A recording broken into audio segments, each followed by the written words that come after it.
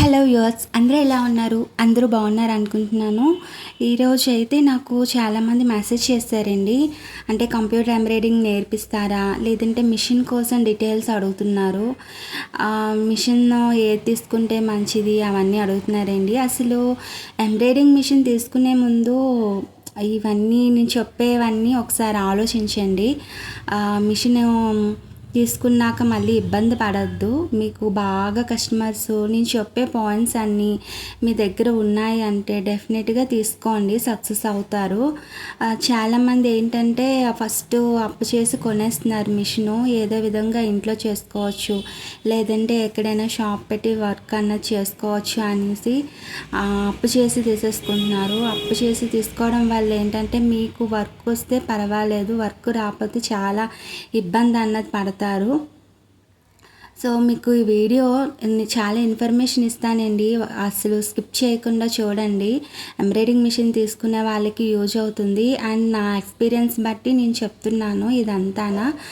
Please మీకు video నచ్చినట్లయితే like చేయండి, కామెంట్ చేయండి. నేను ఇందులో మీకు ఏమైనా డౌట్స్ ఉంటే కంప్యూటర్ ఎంబ్రాయిడరీ సంబంధించి డౌట్స్ ఏమైనా ఉంటే కామెంట్ చేయండి, లైక్ చేయండి.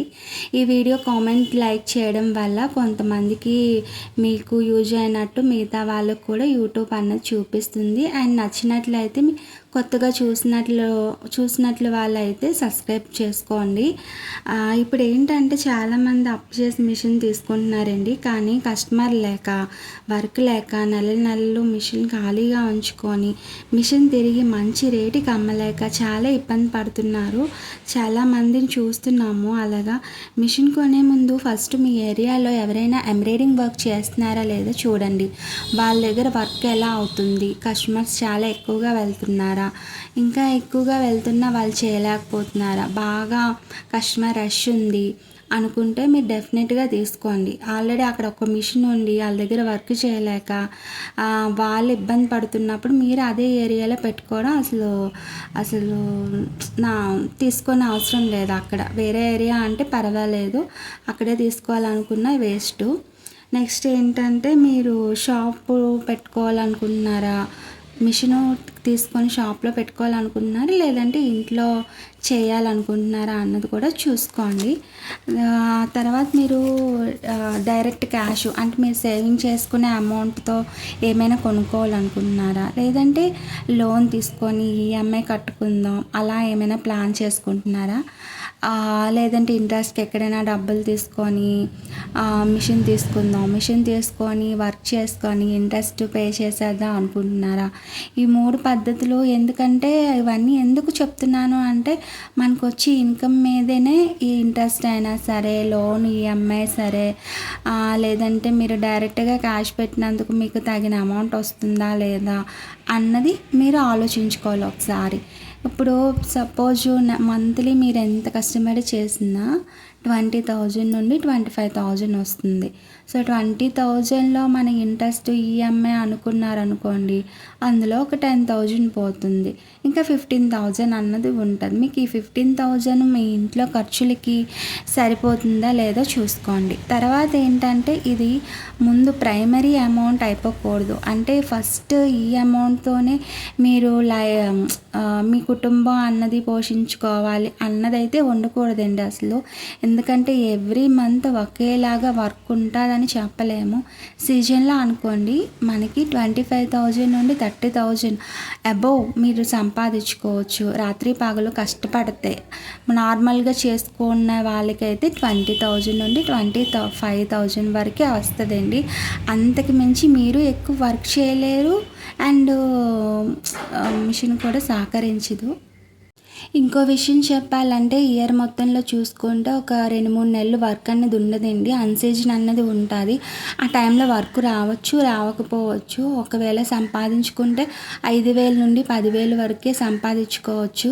అది కూడా మనం ఈఎంఐ తీసుకొని ఇంట్రెస్ట్ కట్టుకోవాలి అనుకుంటే మళ్ళీ అప్పు చేసుకొని మళ్ళీ ఆ లోన్ ఈఎంఐ ఇంట్రెస్ట్ అన్నది కట్టుకోవాలి. అందుకని అప్పు చేసి మాత్రం తీసుకోవద్దండి. మీకు బాగా కస్టమర్స్ ఎక్కువగా ఉన్నారు, మీకు వర్క్ అన్నది అన్నది వస్తుంది అని మీ మీద మీకు నమ్మకం కాన్ఫిడెంట్ అన్నది ఉంటే డెఫినెట్గా మీరు మిషన్ అన్నది తీసుకోవచ్చు.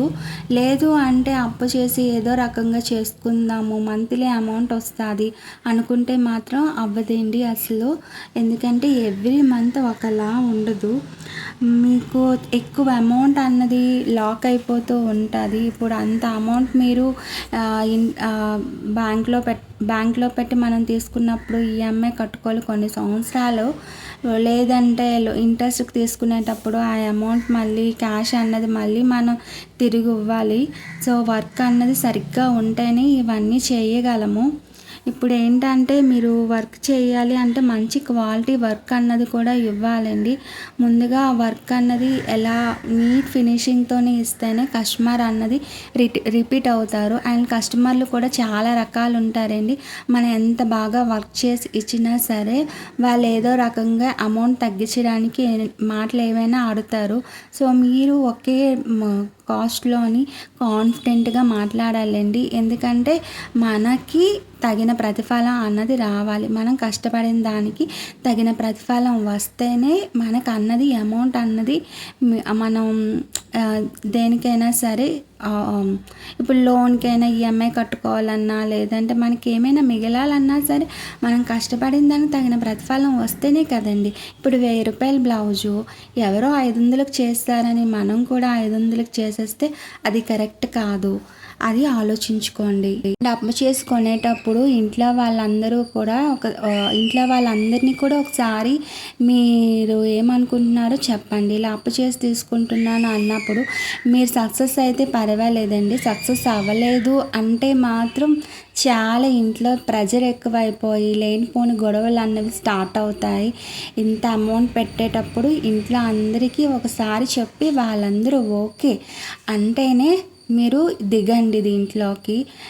తర్వాత మళ్ళీ తీసుకొని అసలు వీళ్ళు మాట్లాడుతున్నారని అసలు డిసప్పాయింట్ అవ్వద్దు. మళ్ళీ మిషన్ తీసుకున్నాక సెకండ్స్ ఎవ్వరూ తీసుకోరండి, ఇష్టపడరు. మనం మిషన్ ఎవరి దగ్గర అయితే కొన్నామో వాళ్ళు ఫస్ట్ తీసుకునేటప్పుడు చాలా మంచి మాటలు చెప్తారు. ఎక్కువ అమౌంట్ సంపాదించుకోవచ్చు, రోజుకి 5,000 సంపాదించవచ్చు, 3,000 సంపాదించవచ్చు అని చాలా మాటలు చెప్తారు. తర్వాత ఇది సేల్ చేద్దామన్నా సరే ఏమైనా ప్రాబ్లం వచ్చిందన్నా సరే రెస్పాండ్ అవ్వరు. సో టెక్నికల్గా కూడా కొంచెం మీకు చిన్న ఐడియా అన్నది ఉండాలండి. ఇదేమి పెద్ద బ్రహ్మ విద్య అయితే కాదు, వర్క్ అన్నది వచ్చేస్తుంది ఈజీగానే. కాకపోతే కొన్ని సార్లు మిషన్ కూడా చాలా ప్రాబ్లమ్స్ వస్తాయండి.